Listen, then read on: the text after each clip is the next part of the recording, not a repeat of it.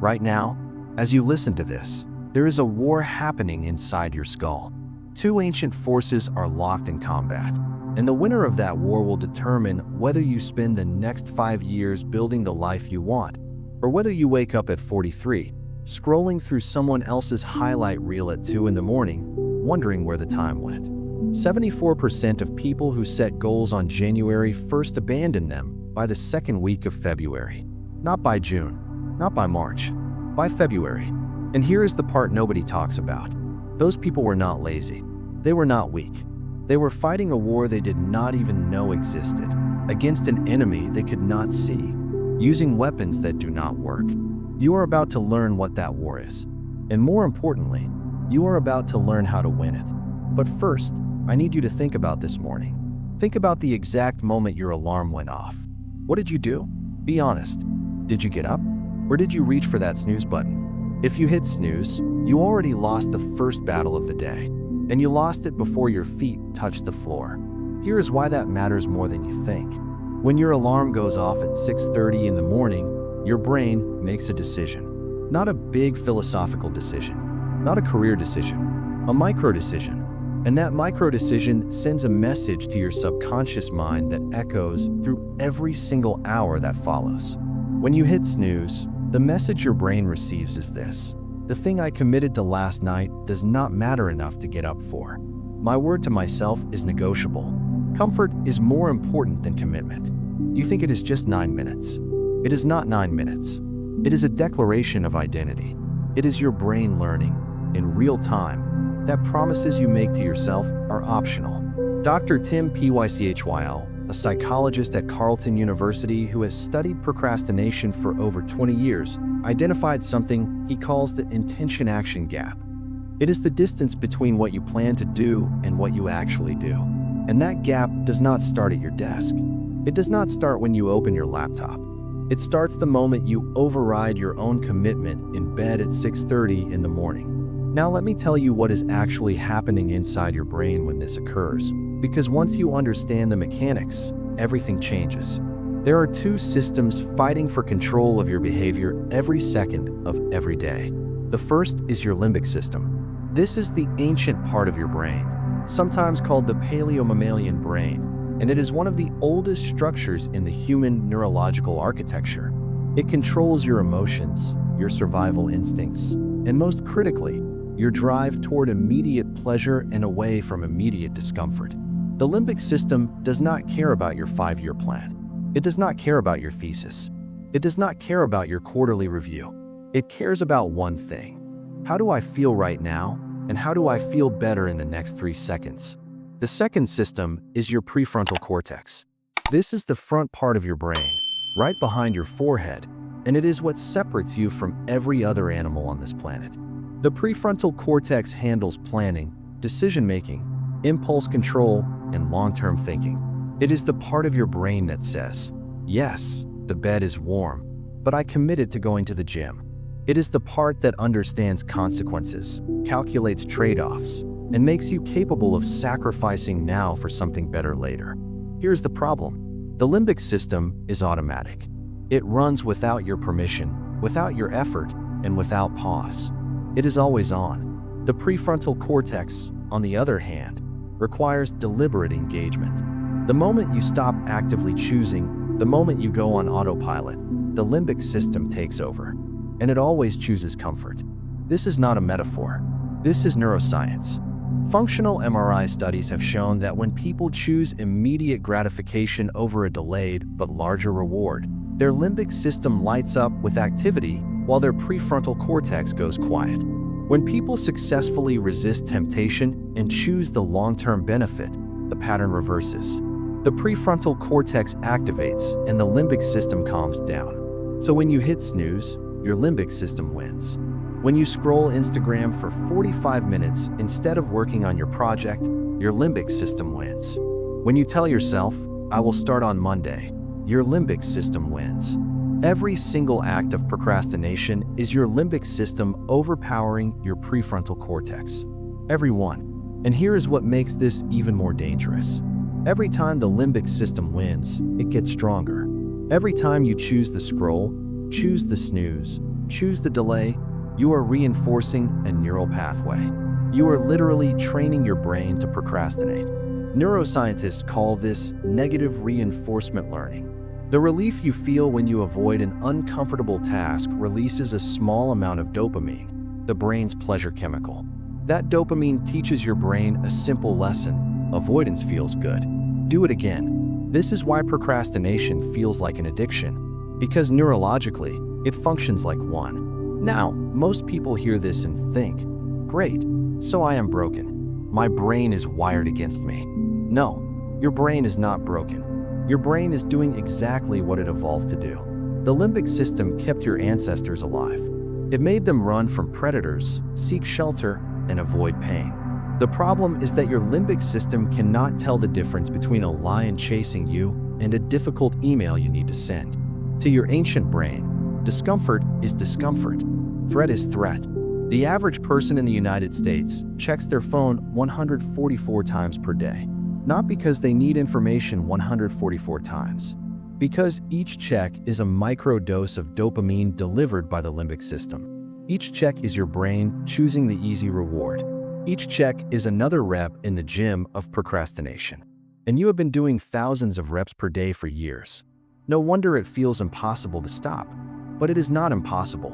And the fact that you are listening to this right now, instead of doing what 94% of people do, which is ignore the problem and hope motivation magically appears, tells me something about you. You are not here for another pep talk. You are not here for someone to tell you that you are doing great and just need to believe in yourself. You are here because you are tired of the gap between who you are and who you know you could be. Good. That frustration is the most valuable thing you have. Do not medicate it with comfort. Use it. Because what you are about to learn in the next 9 chapters is not a collection of productivity tips. It is an operating system, a complete rewiring protocol built on neuroscience, behavioral psychology, and Stoic philosophy that will fundamentally change how your brain responds to discomfort, delay, and the temptation to quit. You will learn why dopamine, the very chemical that keeps you trapped in procrastination, can be reprogrammed to work for you instead of against you. You will learn the identity shift that separates the top 1% of performers from everyone else. And it has nothing to do with talent, IQ, or willpower. You will learn a rule so simple it takes 2 minutes to execute, but so powerful that a study from the British Journal of Health Psychology found it increased follow-through rates by over 91%. You will learn why telling people about your goals is the worst thing you can do, even though every motivational speaker tells you the opposite. And you will learn a mirror confrontation technique that will force you to stop lying to yourself in a way that no book, no video, and no app has ever achieved. But none of that matters if you do not understand what you just learned in this chapter. The war between your limbic system and your prefrontal cortex is real. It is measurable. It is happening right now as you listen to this sentence.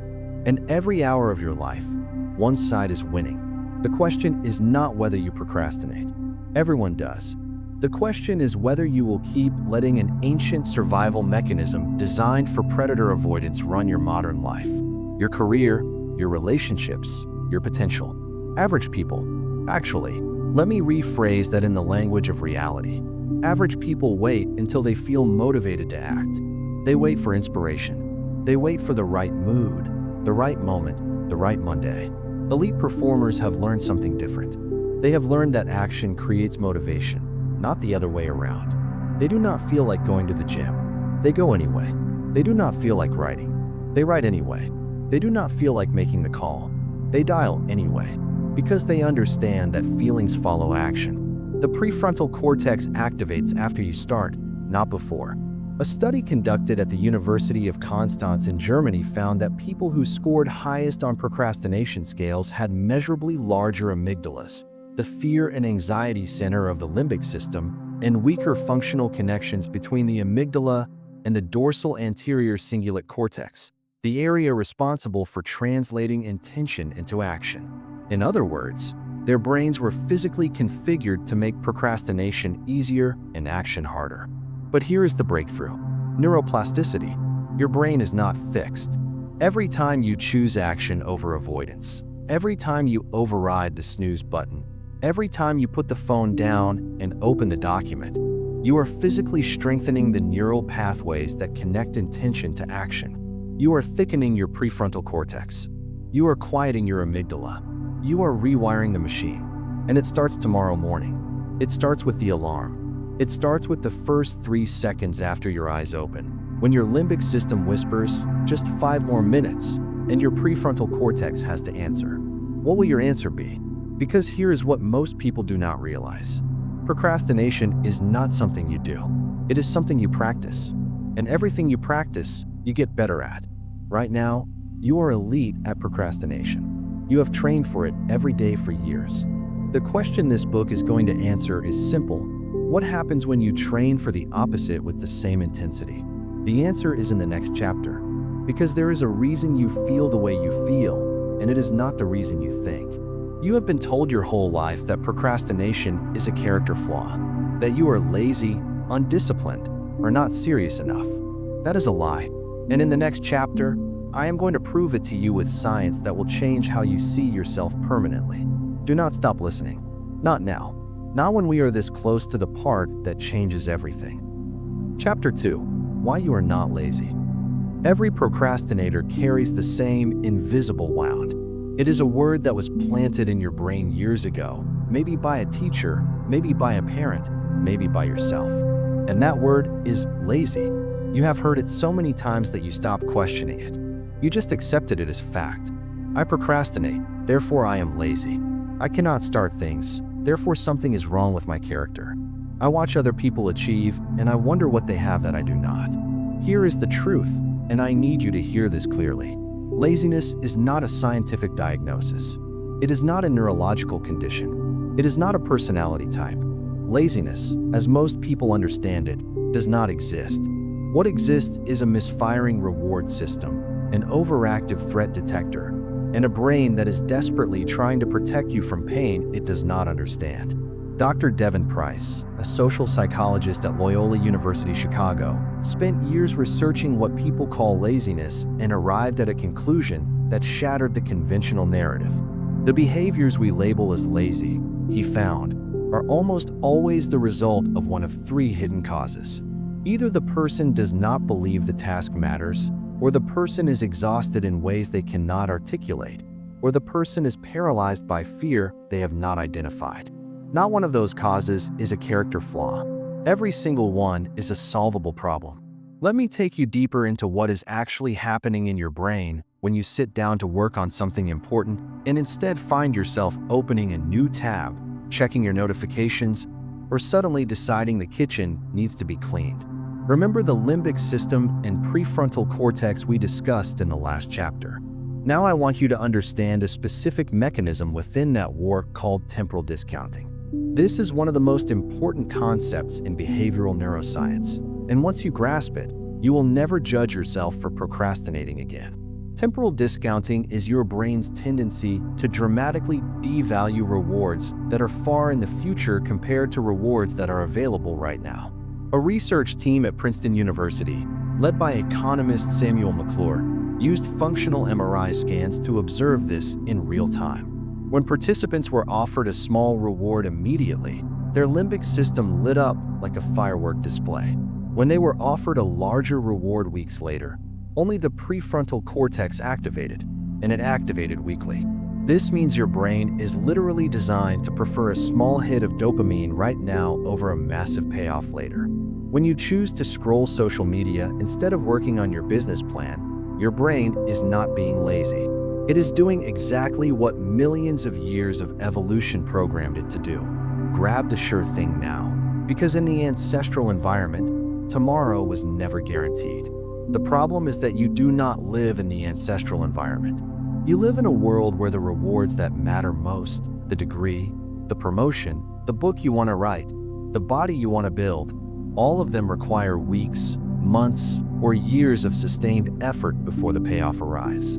Your brain was not built for that timeline. So every day you sit down to do the hard thing, your limbic system says, why suffer now for something that might pay off in 6 months?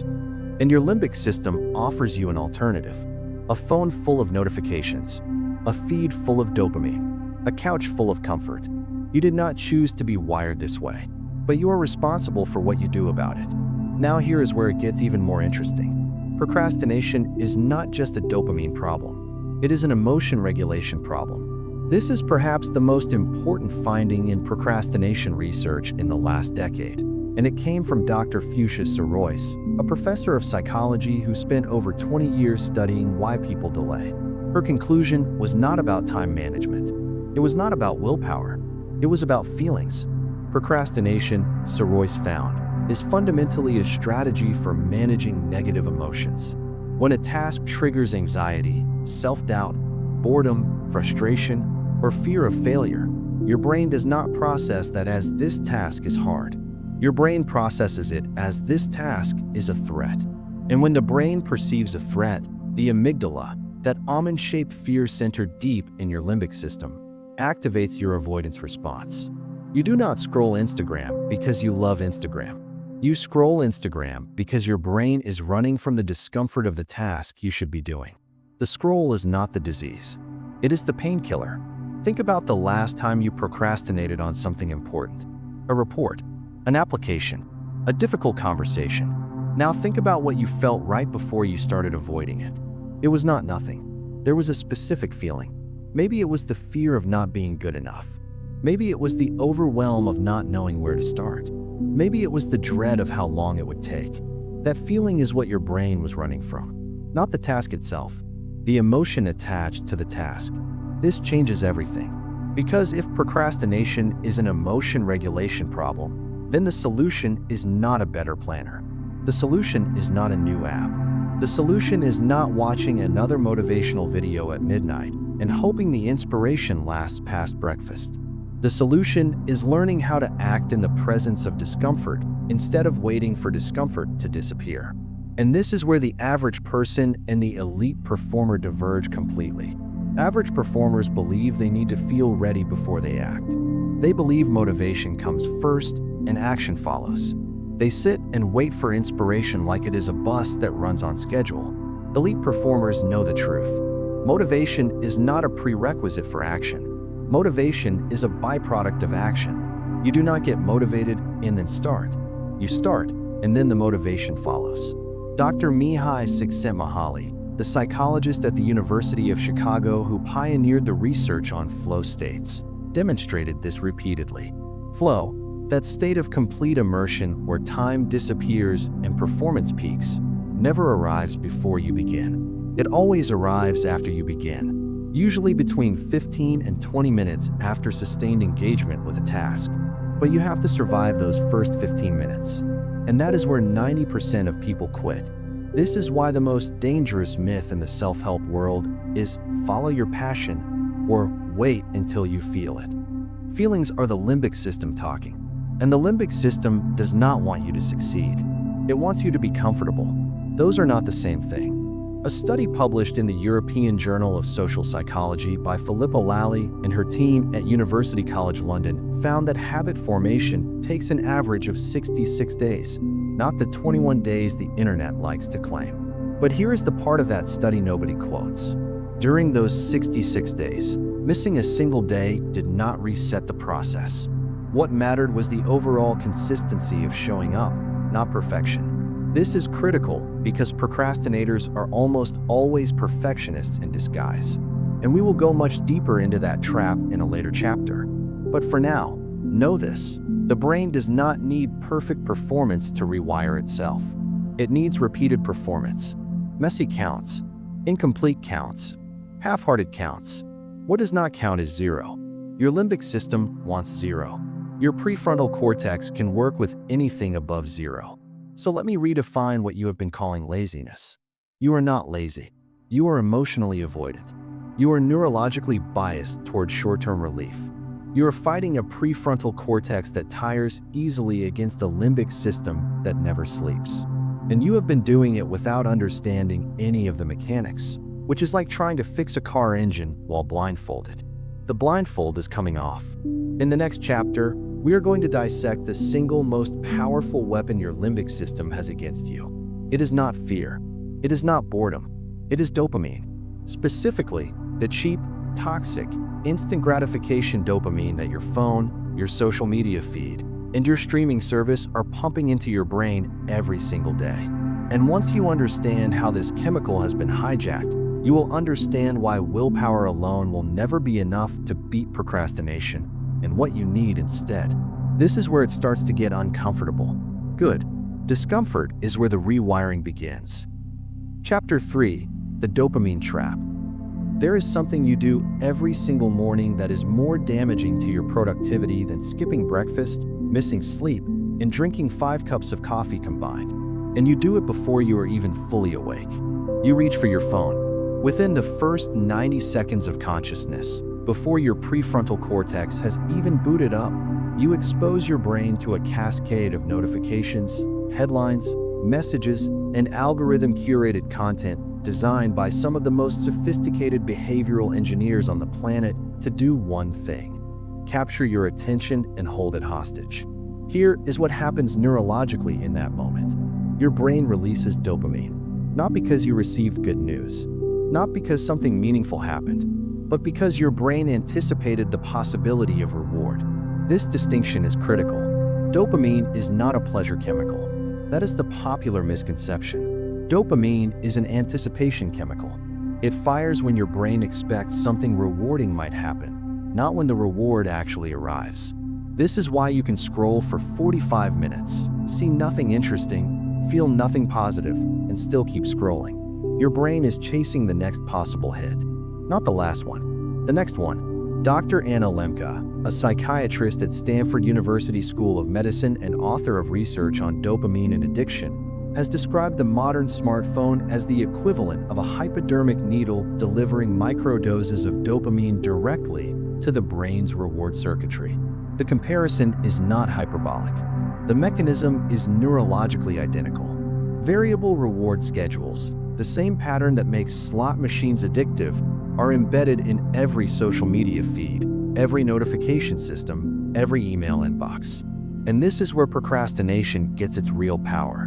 Because dopamine operates on a balanced system. Neuroscientists call it the pleasure-pain balance, and it works like a seesaw. Every time you get a hit of dopamine from a low-effort source, your brain compensates by tilting the seesaw toward the pain side. This is called downregulation. Your dopamine receptors literally become less sensitive. So you need more stimulation to feel the same level of engagement. This is why after 30 minutes of scrolling TikTok, sitting down to write a report feels physically unbearable. It is not because the report got harder. It is because your brain just flooded itself with cheap dopamine, and now everything that requires effort feels like dragging a boulder uphill. Your baseline has been artificially raised, and real work cannot compete. Let me give you a number that should alarm you. Research from the Nielsen Company shows the average American adult spends over 7 hours per day consuming digital media. 7 hours. That is 7 hours of continuous, low-effort dopamine stimulation being fed into a reward system that was designed for an environment where dopamine was rare and hard-earned. Your ancestors got dopamine from finding food, solving problems, and building things. You get it from a 15-second video of a cat falling off a table. Your brain does not know the difference. Dopamine is dopamine, but the consequences are radically different. Because every hour of cheap dopamine is an hour of prefrontal cortex suppression. Every scroll is a rep that strengthens the limbic system and weakens your capacity for sustained attention. This is the trap, and it has a name. Neuroscientists and behavioral psychologists call it dopamine deficit state. After prolonged exposure to high dopamine, low-effort stimuli, your brain enters a condition where normal, healthy levels of stimulation feel boring, pointless, even painful. The task is not the problem. Your neurochemical baseline is the problem. Average people try to solve this with willpower. They put their phone in another room, white-knuckle through 20 minutes of focus, then reward themselves with more scrolling. This does not work. It is like an alcoholic taking a shot of whiskey as a reward for not drinking for an hour. You are reinforcing the exact cycle you are trying to break. The 1% approach this differently. They understand that dopamine must be recalibrated, not just resisted. There is a concept in behavioral neuroscience called a dopamine fast. And while the popular version of this idea has been oversimplified by social media, the underlying science is real. Dr. Cameron Sipa, a clinical professor at the University of California, San Francisco, developed a structured protocol based on cognitive behavioral therapy principles. The core idea is not to eliminate dopamine. That is impossible and dangerous. The core idea is to eliminate the cheap, unearned sources of dopamine so that your brain's reward system recalibrates and begins responding to effort-based rewards again. What does this look like practically? It means creating deliberate windows of boredom, not punishment. Strategic boredom. When you allow yourself to be bored, something remarkable happens. Your prefrontal cortex gets a chance to recover. Your dopamine receptors begin to resensitize. And tasks that felt impossibly dull yesterday start to feel manageable today. Not because the task changed, because your brain changed. Here is a protocol that works. For the first 60 minutes after waking up, consume zero digital content. No phone, no email, no news, no social media, nothing. Let your brain wake up at its natural dopamine baseline instead of artificially spiking it before you have accomplished a single thing. Research from the University of British Columbia found that participants who checked email only 3 times per day instead of constantly reported significantly lower stress and higher sense of daily productivity. 3 times, not 0. 3. That is how sensitive the system is. The second element is removing dopamine bridges. A dopamine bridge is any micro-reward you insert between effort and more effort. Checking your phone for just a second between paragraphs. Switching to a YouTube tab between tasks. Opening Instagram while waiting for a file to load. Each bridge resets your dopamine baseline and makes the next effort window harder, not easier. Elite performers protect their focus windows ruthlessly. They do not check anything until the work block is complete. Not because they are disciplined by nature, because they understand the neurochemistry of what interruptions actually do. The third element is what I call earned dopamine replacement. Your brain needs dopamine. Removing all of it is not the goal and is not possible. The goal is to shift the source from unearned to earned. Physical exercise releases dopamine. Completing a task releases dopamine. Learning something new releases dopamine. Meaningful conversation releases dopamine. These are the sources your brain was designed for. They are slower, yes. They require effort, yes. But they do not leave you in a deficit state afterward. They leave you in a growth state. Think of it this way. Cheap dopamine is a credit card. It gives you pleasure now and takes it back later with interest. Earned dopamine is cash. You pay up front, and the reward is yours to keep. Your brain is not broken. It is overstimulated. And the solution is not more motivation, more willpower, or more productivity apps. The solution is allowing your brain to return to baseline so that real work feels rewarding again. But recalibrating your dopamine system only solves half the equation. Because even with a healthy neurochemical baseline, most people still procrastinate. And the reason is not biological. It is psychological. It is about identity. It is about who you believe you are at the deepest level. And that belief, as you are about to discover, is the single most powerful predictor of whether you will procrastinate or perform. More powerful than discipline, more powerful than habits, more powerful than any technique in any book you have ever read. That is what the next chapter is about. And it will rewire something far deeper than your dopamine system. It will rewire your self-concept. Chapter 4, The Identity Shift. Everything you have learned so far, the limbic war, the emotion regulation problem, the dopamine trap, all of it is accurate. All of it is important. But none of it explains the one question that separates people who understand procrastination from people who actually beat it. That question is this: why do two people with the same brain chemistry, the same education, the same environment, respond to the same uncomfortable task in completely opposite ways? One person sits down, feels the resistance, and works through it. The other person feels the same resistance and opens Netflix. Same brain, same discomfort, opposite outcome. The difference is not willpower. Willpower is a finite resource. A famous study conducted at Case Western Reserve University by Dr. Roy Baumeister demonstrated that people who used willpower on one task had measurably less of it available for the next task. They called it ego depletion. If you are relying on willpower to beat procrastination, you are using a battery that drains by noon. The difference is not motivation either. We already dismantled that myth. Motivation is a consequence of action, not a cause. So if the answer is not willpower and the answer is not motivation, what is it? It is identity. The single most powerful lever you have over your own behavior is not what you do. It is who you believe you are. And this is not a soft, feel-good affirmation concept. This is supported by decades of behavioral research. James Clear, in his research on habit formation, identified what he calls identity-based habits. The core principle is deceptively simple, but transformationally powerful. Most people set goals by focusing on outcomes. I want to lose 20 pounds. I want to write a book. I want to stop procrastinating. Then they try to change their behavior to match the goal. This is the outcome-based approach, and it fails over 80% of the time. The identity-based approach works in reverse. Instead of starting with what you want to achieve, you start with who you want to become. And every action you take becomes a vote for or against that identity. Here is what this looks like in practice. The outcome-based procrastinator says, I need to stop procrastinating. Then they download an app, make a to-do list, watch a motivational video, and hope the behavior sticks. It never does, because the underlying belief has not changed. Deep down, they still see themselves as someone who procrastinates. They are a procrastinator who is trying to procrastinate less. And every time they slip, the identity is confirmed. The identity-based performer says something radically different. They say, I am someone who acts. Not, I am trying to act more. Not, I hope to become more productive. The statement is present tense. It is declarative. It is a fact about who they are, not a goal they are pursuing. This changes the decision-making process at the root level.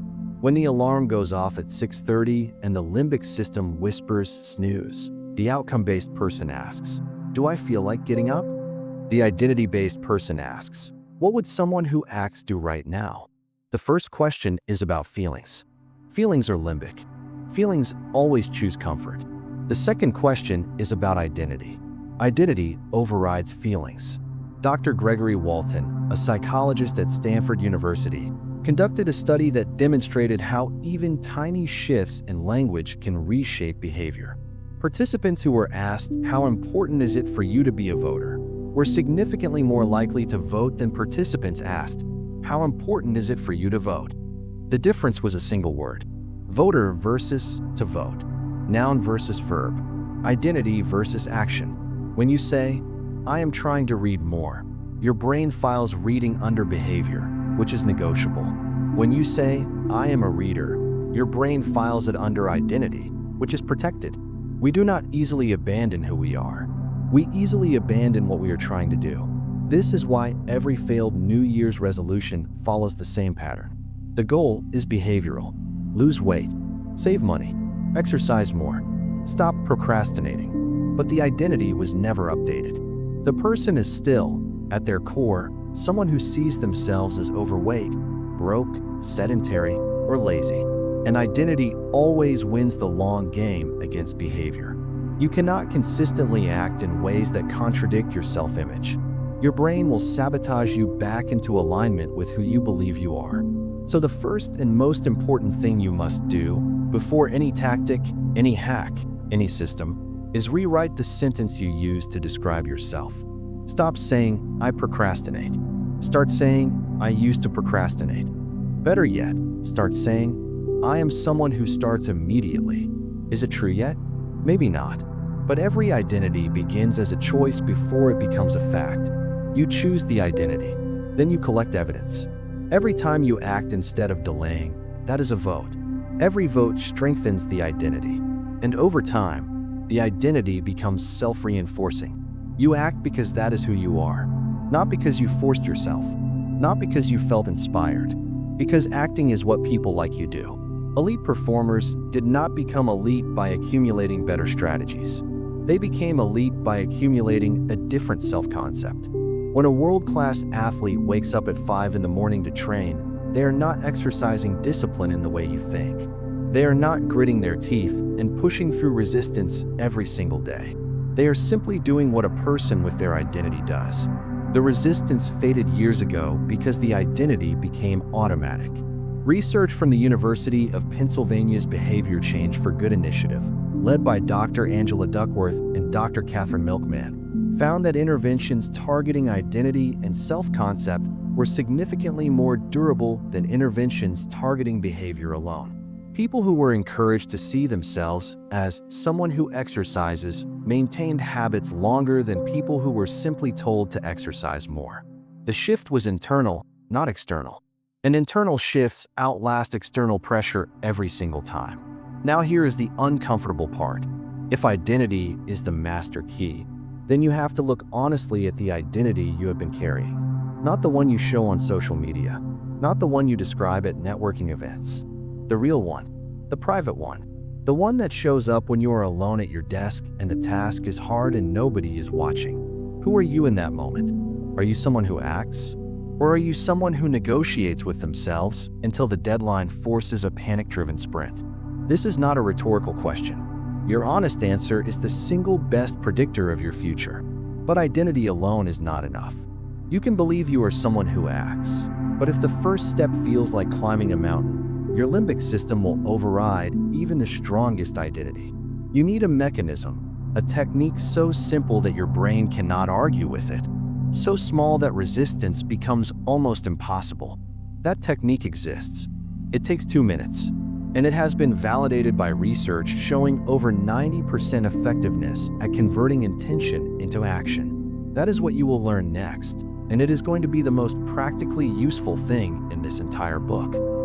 Chapter 5, The 2-Minute Rule.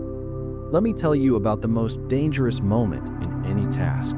It is not the middle, where the work gets tedious. It is not the end, where fatigue sets in. It is the beginning, the first 2 minutes. That is where procrastination lives and dies.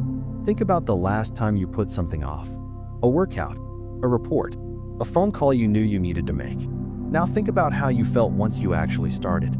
5 minutes in, the resistance was gone. 10 minutes in, you were in rhythm. 20 minutes in, you wondered why you dreaded it in the first place.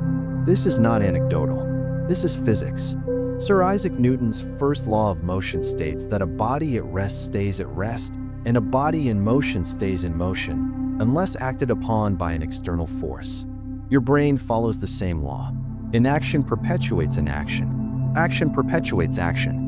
The hardest part is never the work itself. The hardest part is the transition from stillness to movement, from 0 to 1. And that transition, according to research, can be reduced to 120 seconds. The 2-minute rule, as popularized by David Allen in his productivity methodology and later expanded by James Clear in his work on habit formation, operates on a principle so simple that most people dismiss it. And that is exactly why it works. The rule is this: when you face a task you are resisting, commit to doing it for only 2 minutes. Not the whole task, not even a meaningful portion of the task, just 2 minutes. You do not have to write the entire report. You have to open the document and write 1 sentence. You do not have to do a full workout. You have to put on your shoes and do 1 push-up.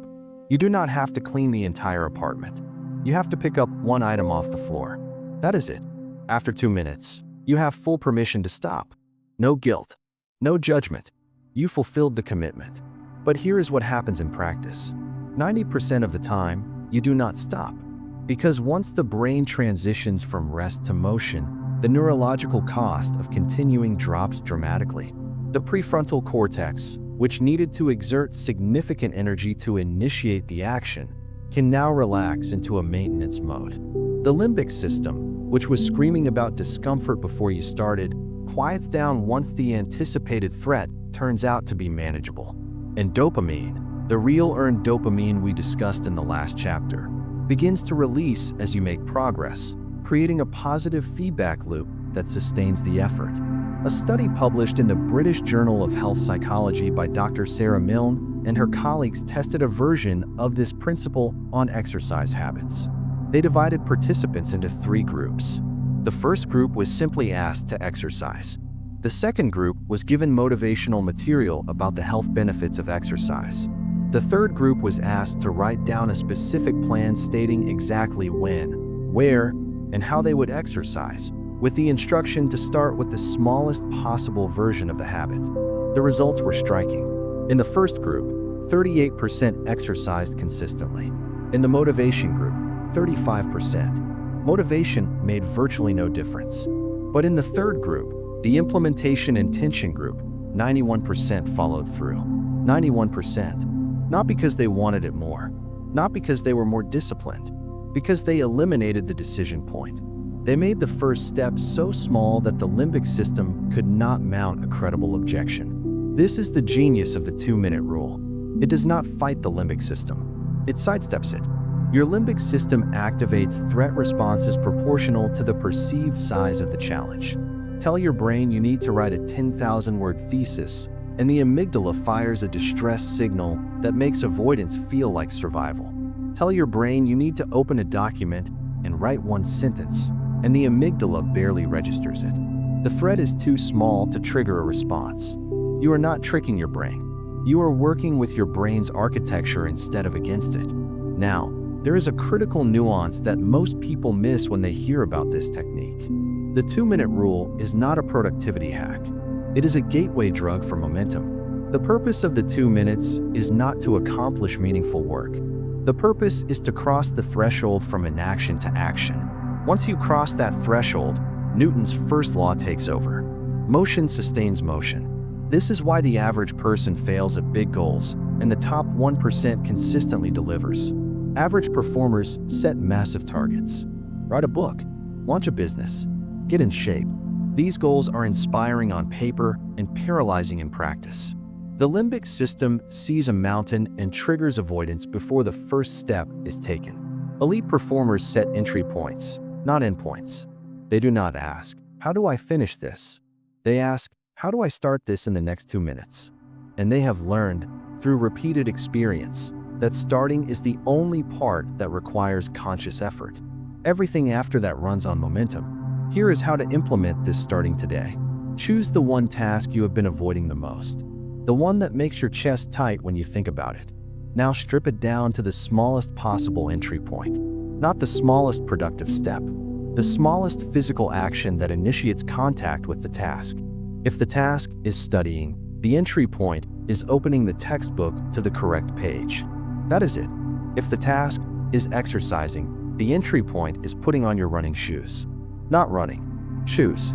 If the task is writing, the entry point is placing your fingers on the keyboard and typing one sentence. Any sentence. Set a timer for 2 minutes. Begin the entry point. When the timer goes off, ask yourself one question. Do I want to continue? Almost every time, the answer will be yes. Because you are already in motion, the limbic system has been bypassed. The prefrontal cortex is engaged. And the dopamine from making progress, even tiny progress, is now flowing. On the rare occasion the answer is no, stop. You did what you committed to. You win. 2 minutes of action on a task you have been avoiding for weeks is infinitely more than 0. And tomorrow, you do 2 minutes again, and the next day, and the next, until 2 minutes becomes 5, until 5 becomes 20. Until the entry point becomes irrelevant because the identity shift from the previous chapter has taken hold and you no longer need a trick to start. You start because that is who you are. But there is a saboteur lurking behind all of this. A hidden enemy that disguises itself as high standards and ambition, but actually functions as the most sophisticated procrastination engine your brain has ever built. It is the reason you have read books about productivity and never applied them. It is the reason you have started things and abandoned them the moment they were not perfect. It is called perfectionism. And in the next chapter, you're going to learn why the phrase all or nothing is a lie your brain tells you to keep you stuck at nothing. Chapter 6, The Perfectionism Trap. I want you to think about the last time you started a project and abandoned it. Not because you ran out of time, not because something more important came up, but because the result was not matching the picture in your head. The first draft was not eloquent enough. The business plan was not airtight enough. The workout was not intense enough. So you stopped, not out of laziness, out of a standard so impossibly high that the only way to avoid falling short was to avoid finishing at all. You called it having high standards. Your brain called it protection. And procrastination researchers call it what it actually is, the perfectionism trap. Here is the paradox that nobody warns you about. Perfectionism does not produce better work. It produces no work. A study conducted at York University by Dr. Gordon Flett and Dr. Paul Hewitt, who have spent over 30 years researching perfectionism, found a direct and significant correlation between perfectionistic tendencies and chronic procrastination. The higher the perfectionism score, the higher the procrastination score. Not because perfectionists are lazy, because perfectionists are terrified. The mechanism works like this. When you set a standard that requires flawless execution, your brain does a rapid cost-benefit calculation before you even begin. The prefrontal cortex evaluates the task and projects a range of possible outcomes. If the projected outcome falls short of the perfect standard, the amygdala interprets the gap between what I can produce and what I demand of myself as a threat. Not a minor inconvenience, a threat to self-worth. And the limbic system does what it always does with threats. It avoids. This is why perfectionists are often the most talented people in the room and simultaneously the least productive. Their standards are so high that starting feels dangerous, because starting means risking proof that they are not as good as they need to be. Dr. Breen Brown, a research professor at the University of Houston who spent over 2 decades studying vulnerability and shame, identified perfectionism not as a pursuit of excellence, but as a shield against judgment. Perfectionism, she found, is the belief that if I do it perfectly, I can avoid criticism, blame, and shame. It is not about improving. It is about hiding, and it hides behind language that sounds admirable. I just want to do it right. I do not want to put out something mediocre. If I cannot give it 100%, I would rather not do it at all. That last sentence is the most dangerous lie in the procrastinator's vocabulary, because all or nothing sounds like discipline. It sounds like commitment. But in practice, all or nothing almost always collapses into nothing. Let me show you what this looks like neurologically. When a perfectionist sits down to write, their brain does not process the task as write a draft. It processes the task as write something worthy of my identity as a competent person. The stakes are no longer about the task. The stakes are about self-concept. And when the stakes are identity level, the amygdala fires at full capacity. The result is paralysis disguised as procrastination. This is the critical difference between a healthy striver and a toxic perfectionist.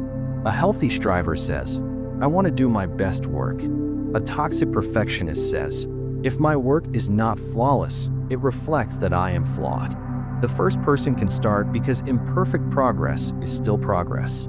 The second person cannot start because imperfect progress is evidence of inadequacy. Research published in the Journal of Counseling Psychology found that self-oriented perfectionism, the internal demand to be flawless, was one of the strongest predictors of procrastination among university students.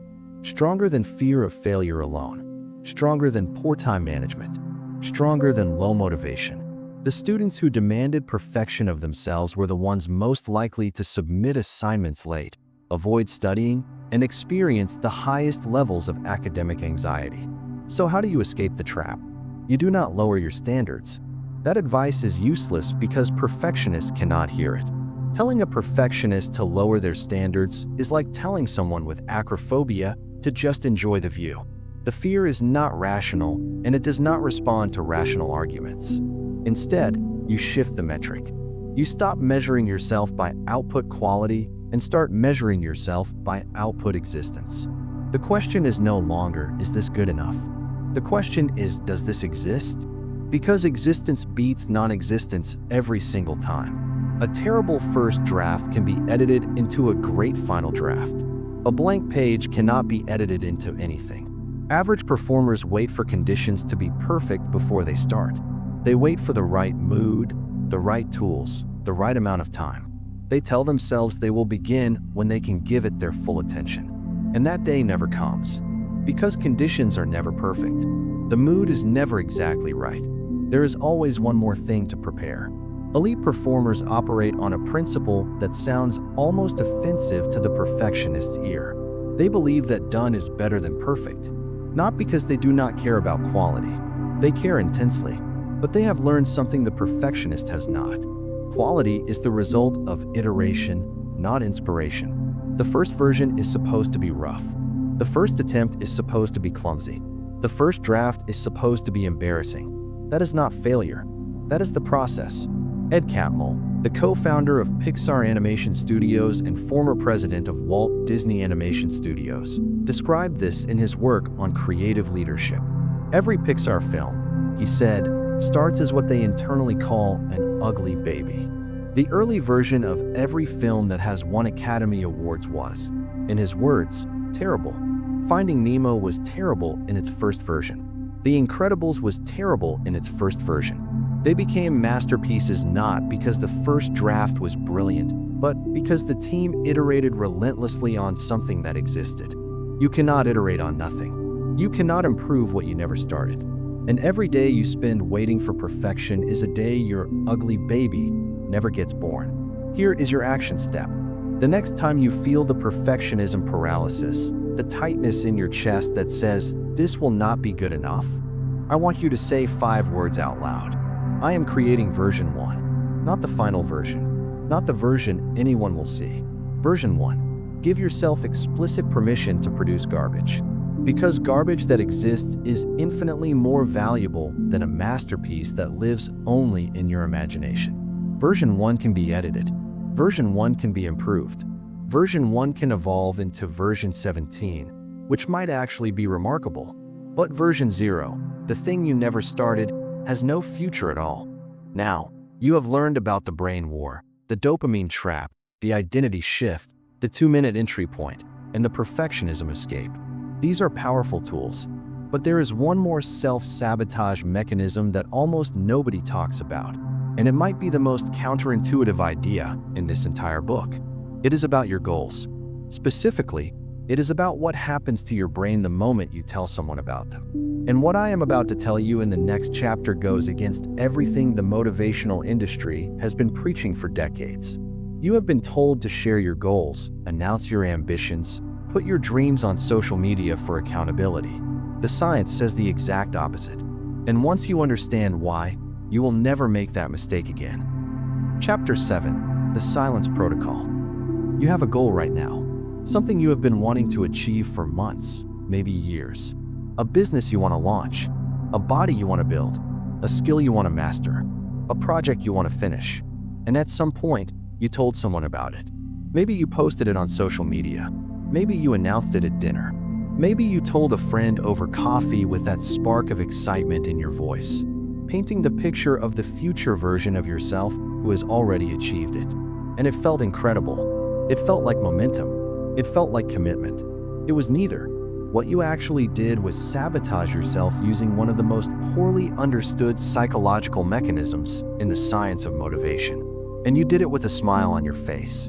In 2009, Peter Gollwitzer, a professor of psychology at New York University, published a study that sent a shockwave through the behavioral science community. He and his team conducted 4 separate experiments testing what happens when people announce their goals to others versus keeping them private.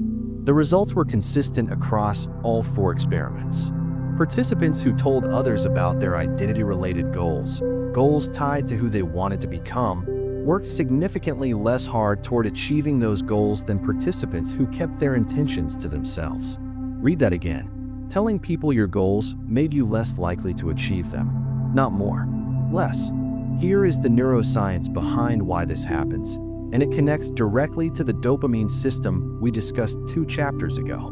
When you announce a goal, something specific happens in your brain. The social acknowledgement you receive, the nods of approval, the "that is amazing, good for you" responses, the likes on your post, all of these trigger a dopamine release. Your brain registers the social recognition as a reward. And here is the catastrophic problem. Your brain does not distinguish between the reward of being acknowledged for a goal and the reward of actually achieving that goal. Your limbic system processes both as mission accomplished. The dopamine spike from announcing gives your brain a premature sense of completion. You feel as if you have already made progress, even though you have done nothing. The emotional payoff that was supposed to come from months of hard work just got delivered for free in a 30-second conversation. And now your brain has significantly less motivation to do the actual work, because the reward it was chasing has already been collected. Gallwitzer called this social reality. When other people acknowledge your stated intention, your brain begins to treat that intention as part of your current identity rather than something you still need to build. You said, "I am going to write a novel." Everyone nodded approvingly, and your brain quietly updated your self-concept to include novelist without you ever writing a single page. This is dopamine hijacking at its most insidious. Because unlike scrolling social media or hitting the snooze button, this form of dopamine theft feels productive. It feels like accountability. It feels like you are doing the right thing. Every motivational speaker, every self-help guru, every accountability culture post on Instagram tells you to share your goals, tell the world, make a public commitment. And the research says they are wrong. Now, I want to be precise here because there is an important distinction. Not all goal sharing is destructive. Gallwitzer's research specifically targeted identity goals, goals about who you want to become. I am going to become a writer. I am going to get in shape. I am going to build a business. These are the goals where premature social recognition is most dangerous because identity-level dopamine is the most potent kind. Process-level accountability can still be useful, but only under very specific conditions.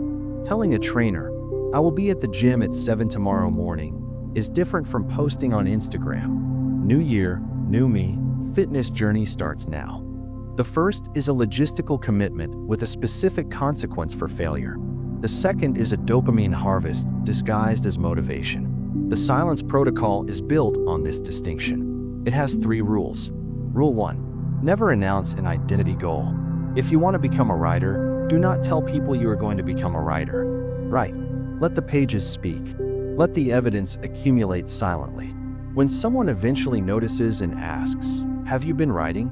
the dopamine from that recognition will be earned because it is based on real output, not stated intention. Rule 2. Protect the fragile early phase. Every goal has a critical first 30 days where motivation is highest, but the habit is weakest. This is when you are most tempted to share because the excitement is fresh and you want validation. It is also when sharing is most destructive because you have the least amount of real evidence to anchor your identity. During these first 30 days, your silence is your shield. Let the work compound without external interference. Rule 3. Replace announcement dopamine with evidence dopamine. Every time you feel the urge to tell someone about your goal, redirect that energy into the task itself. The urge to announce is your limbic system seeking a shortcut to reward. Deny the shortcut. Force the brain to earn its dopamine through action. Over time, this retrains your reward circuitry to associate progress with pleasure instead of associating promises with pleasure. A study published in the Psychological Bulletin by Dr. Gabrielle Edingen at New York University found a complementary finding. People who vividly fantasized about achieving their goals were less likely to achieve them than people who visualized the obstacles standing in their way. The fantasy itself produced enough emotional satisfaction to reduce the drive for real action. Edingen developed a technique called mental contrasting, where you pair the vision of success with a clear identification of the internal obstacles you will face. This keeps the brain in problem-solving mode rather than celebration mode. The pattern is consistent across every study. Premature reward kills effort. Whether the reward comes from announcing, fantasizing, or being praised for an intention, the result is the same. Your brain collects the emotional payoff early and loses interest in the work. Average people broadcast their goals. They post the gym selfie on day 1. They announce the business idea before the first customer. They tell everyone about the book before the first chapter. And they wonder why the fire dies out within weeks. Elite performers move in silence. They let results create noise. They understand that the gap between intention and achievement must be filled with work, not words. And they guard their early momentum the way a gardener guards a seedling. Not by putting it on display, by protecting it from exposure until it is strong enough to survive on its own. Starting today, adopt the silence protocol. Take your most important current goal and lock it inside your own mind. Tell no one. Post nothing. Let 0 people into the process until the evidence is undeniable. You will notice something strange within the first week. The energy you use to spend crafting announcements, imagining congratulations, and rehearsing the story of your success will start redirecting itself toward the work. Because the dopamine has to come from somewhere. And when you close the cheap exits, the only path remaining is the real one. But silence alone is not enough. You can work quietly and still lie to yourself about the quality of your effort. You can move in silence and still avoid the one confrontation that separates permanent transformation from temporary motivation. That confrontation is with yourself. It happens in front of a mirror, and it is the most uncomfortable practice in this entire book. That is exactly why it works, and it is exactly what the next chapter is about. Chapter 8, The Mirror Test. There is a question you have been avoiding for a very long time. It is not a complicated question. A child could ask it, but it is a question so uncomfortable that most adults spend their entire lives building elaborate structures of distraction, denial, and self-deception specifically to avoid answering it. The question is this: am I being honest with myself about how I am spending my life? Not how you plan to spend it, not how you tell others you spend it, how you actually, measurably, verifiably spend the hours between waking up and going to sleep.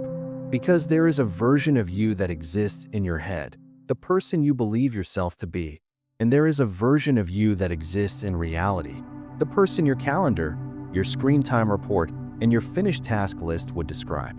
And for most people, those two versions have never met. The mirror test is a practice designed to force that meeting, and it is the most psychologically demanding exercise in this book because it removes the one thing your limbic system relies on more than anything else to sustain procrastination. That thing is self-deception. Dr. Timothy Wilson, a psychologist at the University of Virginia, spent decades researching what he called the adaptive unconscious, the stories we tell ourselves about who we are that bear little resemblance to our actual behavior. His research demonstrated that humans are remarkably poor at self-assessment. We consistently overestimate our productivity, overstate our discipline, and undercount our wasted time. Not because we are liars, because the brain is designed to protect self-image at the expense of self-awareness. This is why you can procrastinate for 3 hours, accomplish nothing, and still feel at the end of the day that you worked. Your brain retroactively edits the narrative. It counts the time you spent thinking about the task as productive. It classifies the YouTube video you watched about productivity as research. It files the 30 minutes of reorganizing your desk as getting ready to work. And by evening, the story is coherent enough that the discomfort of truth never reaches consciousness.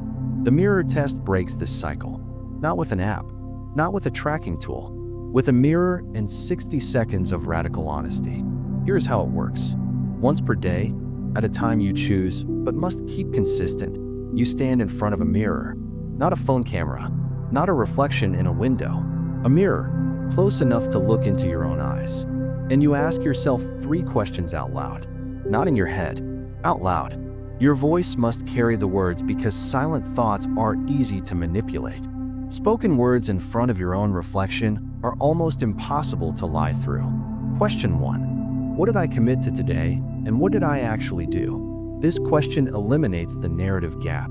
You cannot stand in front of your own eyes and claim you worked hard when you know you spent 2 hours scrolling. The discomfort of saying, I committed to finishing the proposal and instead I watched 4 episodes of a show, while looking at yourself is precisely the point. That discomfort is data. It is your prefrontal cortex receiving an honest signal instead of a sanitized one. Question 2. What am I avoiding right now and why? This question targets the emotional root that Dr. Fuchsia Sorois identified as the engine of procrastination. You are not just identifying the task you are avoiding. You are identifying the feeling that is making you avoid it. I am avoiding calling that client because I am afraid of rejection. I am avoiding writing because I do not think I am good enough. I am avoiding the gym because I am ashamed of how far I have let myself go. These admissions, spoken aloud to your own face, do something remarkable. They externalize the fear. They move it from the subconscious fog where it operates invisibly into the conscious light where it loses its power. Research in cognitive behavioral therapy has consistently shown that naming an emotion reduces its intensity. Dr. Matthew Lieberman at UCLA conducted neuroimaging studies that demonstrated this directly. When participants verbally labeled their negative emotions, activity in the amygdala decreased measurably. The simple act of saying, "I am feeling anxious about this," reduced the anxiety itself. The mirror test harnesses this mechanism by forcing you to name your avoidance emotions aloud while looking at the one person you cannot hide from. Question 3. If I continue exactly as I am right now, where will I be in 1 year? This is the future projection question, and it is the one that most people find the hardest to answer, because it requires you to extrapolate honestly, not optimistically, not with the assumption that you will magically change next month. If you take your current daily behavior and extend it 365 days forward, what is the result? If you are scrolling 3 hours a day, that is over 1,000 hours per year. That is the equivalent of 6 months of full-time work poured into someone else's content. If you are hitting snooze every morning, that is over 50 hours per year of practicing the message that your commitments do not matter. If you are putting off the project, the application, the difficult conversation for 1 more week, multiply that week by 52 and ask yourself what your life looks like at the end of that year. Most people never do this calculation, and the reason is obvious. The calculation is terrifying. It collapses the comforting fiction that procrastination is a temporary condition, that you will get to it eventually, that 1 more day of delay will not matter. 1 more day always matters, because you are not just delaying a task. You are reinforcing a neural pathway. You are casting another vote for the identity of someone who does not act. And 365 of those votes builds a person you did not intend to become. The mirror test is not something you do once. It is a daily practice. 60 seconds. 3 questions. Total honesty. No negotiation. You will hate it at first. Your limbic system will resist it violently because the mirror test removes every escape route that procrastination depends on. You cannot blame circumstances when you are looking into your own eyes. You cannot claim you did not have time when you know exactly where the time went. You cannot promise tomorrow will be different when your own reflection has heard that promise 100 times before. But within 2 weeks of daily practice, something shifts. The gap between the person in your head and the person in the mirror begins to close. Not because the mirror test motivates you. Motivation is unreliable. We established that in Chapter 2. It works because the mirror test makes self-deception more painful than action. And when lying to yourself hurts more than doing the work, you will choose the work every single time. Average people evaluate themselves by their intentions. They give themselves credit for plans they made, goals they set, and potential they believe they have. The metric is always internal, always subjective, and always generous. Elite performers evaluate themselves by their evidence. They look at what was produced, what was completed, what exists in the real world as a result of their effort that day. The metric is external, objective, and brutally honest. They do not ask, "Did I try?" They ask, "Did I deliver?" The mirror test trains you to evaluate like an elite performer, not by adding more pressure, by removing the cushion of illusion. When you see yourself clearly, the right action becomes obvious. Not easy, obvious. Now you have the neuroscience. You have the identity framework. You have the 2-minute entry point, the perfectionism escape, the silence protocol, and the mirror confrontation. These are powerful, individual tools. But tools in isolation are not enough. What you need is an operating system, a daily architecture that integrates everything you have learned into a single, sustainable engine that runs whether you feel like it or not. That engine is what I call the Stoic execution system. And in the next chapter, you are going to build it from the ground up, not with philosophy quotes, with a minute-by-minute protocol that turns discipline from a punishment into the most liberating force in your life. Chapter 9. Building your Stoic engine. 2,000 years ago, a Roman emperor sat in a military tent on the frozen banks of the Danube River, surrounded by plague, war and the constant threat of assassination. He had every reason to collapse under the weight of his circumstances. Instead, he opened a journal and wrote words that would be read by millions of people 2 millennia later. His name was Marcus Aurelius, and the journal became Meditations, one of the most influential texts in human history. He wrote, in his own paraphrase of Stoic doctrine, that we suffer not from events themselves, but from our judgment about events. The task is not painful. Your interpretation of the task is what creates the pain. The alarm clock is not the enemy. Your emotional reaction to the alarm clock is the enemy. This is the foundation of what I call the Stoic execution engine. It is not a philosophy lesson. It is an operating system built on a 2,300-year-old framework that modern neuroscience has validated at every turn. And it is the architecture that holds together every tool you have learned in this book.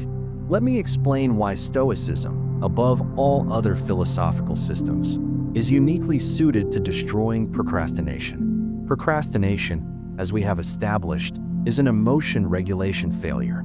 You feel discomfort and you avoid. You feel anxiety and you scroll.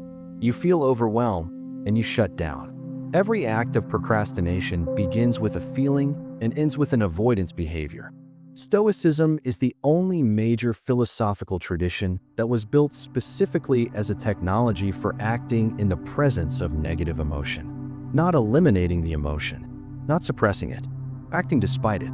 The Stoics did not teach that you should feel no fear. They taught that fear is irrelevant to the question of what must be done. Epictetus, a Stoic philosopher who was born a slave, said it plainly. You cannot control what happens to you. You can only control how you respond. The procrastinator responds to discomfort with avoidance. The Stoic responds to discomfort with action. Same discomfort, opposite response. And the difference between those two responses, compounded over months and years, is the difference between a life of regret and a life of results. Now let me show you how to build this into a daily operating system that runs automatically, regardless of how you feel when you wake up. The Stoic execution engine has 4 components. I call them the morning war, the deep block, the evening audit, and the environment fortress. Component 1, the morning war. This is the first 60 minutes of your day, and it is a battlefield. We discussed the snooze button in Chapter 1. Now I want to give you the complete protocol. When your alarm sounds, you have a 5-second window before your limbic system fully activates and begins negotiating for comfort. Mel Robbins, drawing from neuroscience research on the relationship between hesitation and prefrontal cortex shutdown, built an entire methodology around this window. The moment you hesitate, your brain magnifies the discomfort and avoidance becomes exponentially harder with each passing second. So the rule is non-negotiable. Alarm sounds, feet hit the floor, no phone for the first 60 minutes. During this window, you execute 3 things in order. First, a physical activation. This does not need to be a full workout. Cold water on the face, 10 push-ups, a 5-minute walk. The purpose is to spike cortisol and adrenaline naturally, which activates the prefrontal cortex and suppresses the limbic system's dominance. Dr. Andrew Huberman, a neuroscientist at Stanford University School of Medicine, has documented extensively how morning light exposure and brief physical activity in the first hour create a neurochemical environment that favors focus and executive function for the next 8 to 10 hours. Second, a mirror test session. 60 seconds, 3 questions, as you learned in the previous chapter. This anchors your day in honesty rather than fantasy. Third, identify your single most important task. Not 3 tasks, not a to-do list. 1 task, the one thing that, if completed today, would create the most meaningful progress toward your current goal. Write it on a physical piece of paper and place it where you will see it all day. This is your commitment for the day. Everything else is secondary. Component 2, the deep block. This is a 90-minute window of uninterrupted focused work on your single most important task. 90 minutes is not arbitrary.